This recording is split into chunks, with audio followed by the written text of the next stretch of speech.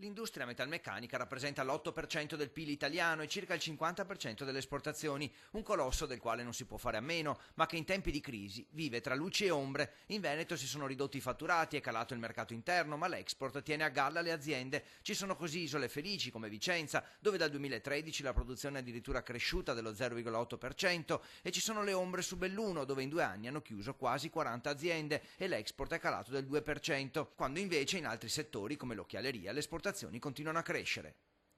Metalmeccanica è il nocciolo duro del manifatturiero e ha la potenzialità di far filiera e quindi di far da traino per poi tante altre aziende. Sicuramente diciamo, un rallentamento del metalmeccanico si ripercuote su molti altri settori. L'export salva anche le aziende di Treviso, dove i metalmeccanici rappresentano il 42% del totale e dove, se le aziende calano, aumentano i contratti di lavoro favoriti dalle nuove norme fiscali, 1000 in più in un anno, soprattutto per i giovani. Ecco perché ciò che accade in Veneto, con le dovute proporzioni, è indice di quanto accade a livello nazionale. Veneto ha qualche numero percentuale in più rispetto alle medie nazionali. Questo non toglie che soffre delle stesse difficoltà che soffre tutto il paese.